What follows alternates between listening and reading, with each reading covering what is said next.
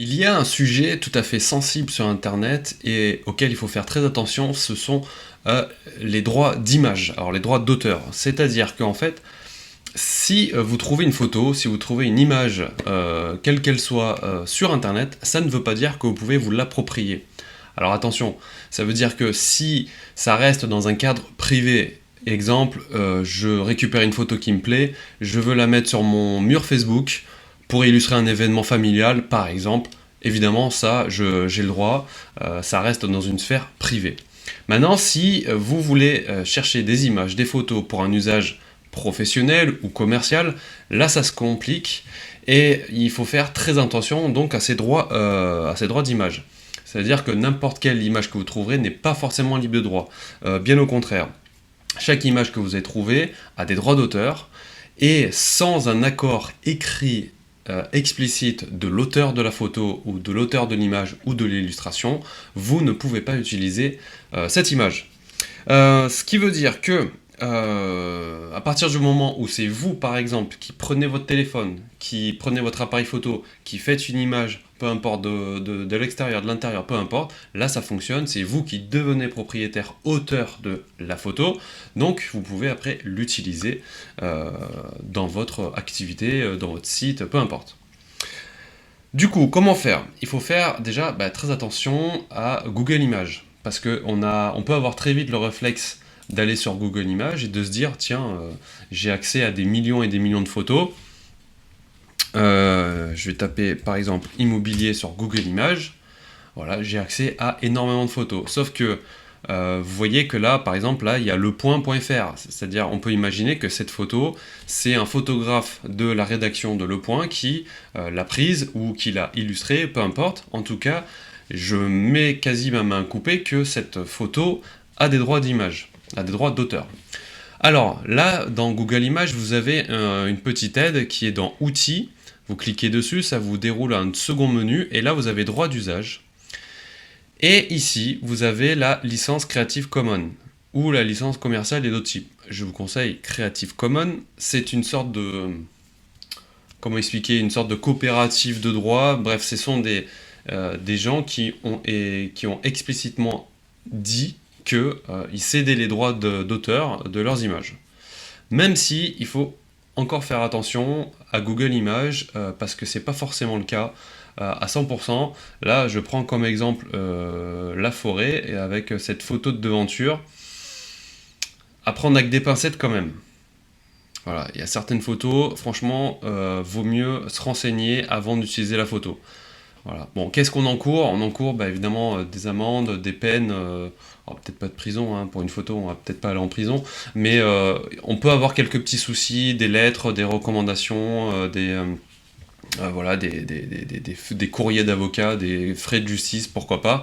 Donc il faut quand même faire attention, ça peut vite coûter quelques centaines d'euros, même si ça peut s'enlever très facilement au premier avertissement par exemple.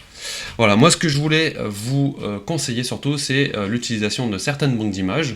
Pareil, dans les banques d'images, il faut faire attention, savoir lesquelles utiliser, parce qu'il y en a certaines qui ont un stock de photos libre de droit à côté d'un stock de photos où il faut payer.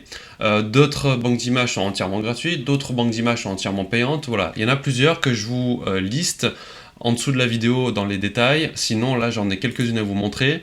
Il y a par exemple Pexel, alors pexel.com avec un S, où là, vous avez énormément de photos de qualité et vous pouvez utiliser, voilà, là il y a le détail, toutes les photos et vidéos de Pexel sont gratuites. Aucune attribution n'est requise. Attribution, ça veut dire mentionner l'auteur de la photo. Là, on ne demande pas de mentionner l'auteur de la photo. Voilà, mentionner n'est pas obligatoire, mais toujours apprécié. Voilà, si vous voulez faire un peu de pub quand même. Vous pouvez modifier les photos, soyez aussi créatif que vous le souhaitez dans vos modifications. Voilà, ce qui n'est pas autorisé. Voilà, bon, après, c'est des règles de bon sens. Voilà, vous pouvez aller sur pexel.com, vous pouvez aller sur unsplash.com. Pareil, je vous invite à aller consulter leur politique en termes de droit. Vous pouvez aller sur Freepik, sachant que Freepik, voilà, il y a une partie gratuite et une partie payante, et dans la partie gratuite d'ailleurs, il y a aussi comment dire, il y a aussi, il demande par exemple de mentionner l'auteur des photos. Dans les banques d'images payantes, il y en a une très connue qui est estockphoto.com, c'est Getty Images qui est derrière tout ça, Getty Images étant un énorme groupe avec des millions et des millions et des millions de photos, de vidéos. Donc là, voilà, ce sont soit des packs, soit des abonnements, c'est-à-dire, voilà, si je prends l'abonnement basique, donc c'est tous les mois à payer, c'est un petit budget, quand même.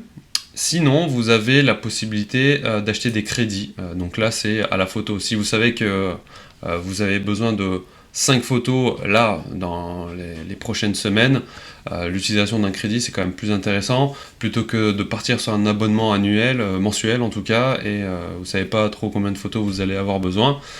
Voilà, donc il y a différents prix en fonction de ses besoins. Deuxième banque d'images payante, une peut-être la plus connue, c'est celle d'Adobe. Adobe qui est, vous savez, l'éditeur de PDF par exemple, hein, et de nombreux logiciels de graphistes.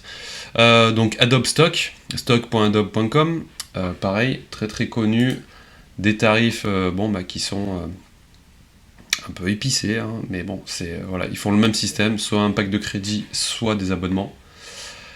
Un dernier qui peut-être a le meilleur rapport qualité-prix, c'est Stock Photo Secret, ou à l'américaine stockphotosecret.com.